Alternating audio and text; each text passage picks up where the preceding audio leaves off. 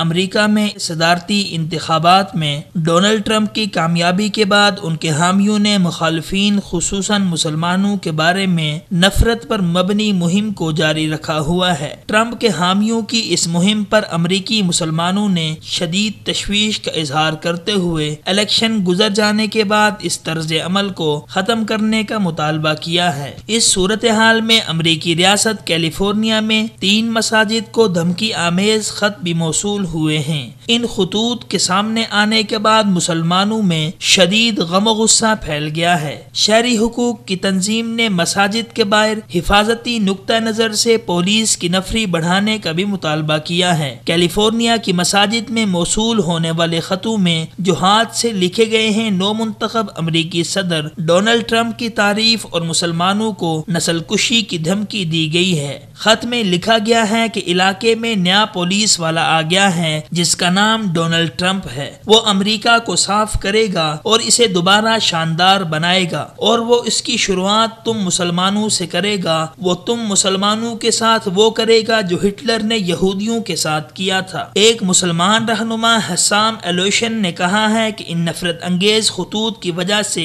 لاس county کے لوگ بہت دل برداشتہ ہیں۔ ان کا کہنا تھا کہ ڈونلڈ ٹرمپ کی غیر ذمہ دارانہ نفرت انگیز انتخابی مہم نے ان کے خود ساختہ حامیوں میں عدم برداشت، نفرت اور اوچھے پن کو ہوا دی ہے۔ ان خطوط کے ملنے کے بعد مسلمان تنظیموں نے مساجد اور اسلامک سینٹرز کی سیکورٹی بڑھانے کا مطالبہ بھی کیا ہے، جبکہ سینٹ جوز پولیس کے ترجمان نے کہا ہے کہ پولیس نے تحقیقات شروع کر دی ہیں اور اس معاملے کو نفرت پر مبنی عمل قرار دیا گیا ہے۔ یاد رہے کہ نو منتخب امریکی صدر ڈونلڈ ٹرمپ نے صدارتی انتخابی مہم جس انداز میں چلائی تھی اس پر امریکیوں نے سخت بے چینی اور تشویش ظاہر کی تھی، حتیٰ کہ ریپبلکن پارٹی کے کئی سرکردہ رہنماؤں نے بھی ٹرمپ کی حمایت کرنے سے انکار کر دیا تھا، جبکہ ٹرمپ نے خصوصاً مسلمانوں کے بارے میں جن عزائم اور خیالات کا اظہار کیا تھا وہ نہایت شرانگیز اور نفرت پر مبنی تھے۔ تاہم انتخابات میں جب ٹرمپ نے کامیابی حاصل کی تو اس نے اپنی ویب سائٹ سے مسلمانوں کے بارے میں نفرت انگیز مواد کو ختم کر دیا تھا۔ امریکہ جو ہمیشہ انسانی حقوق، مذہبی آزادی اور انسانوں میں برابری اور رواداری کا نام نہاد علمبردار رہا ہے، اب امریکہ میں جس نفرت کو ہوا دی جا رہی ہے اس نے اس کے چہرے کو مزید داغدار کر دیا ہے کہ یہ بھی حقیقت ہے کہ اگر یہی طرز عمل جاری رہا تو اس سے بڑی خرابی پیدا ہوگی۔ اگرچہ امریکہ ایک متحد قوم ہوا کرتی تھی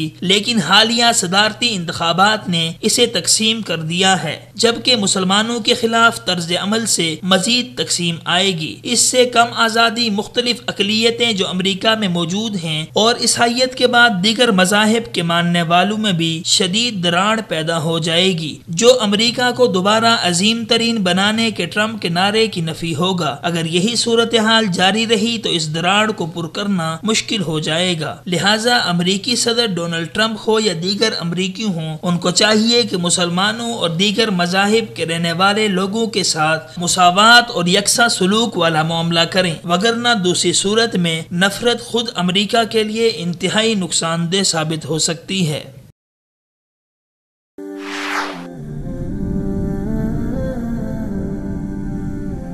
وصال اردو، حق کا راہی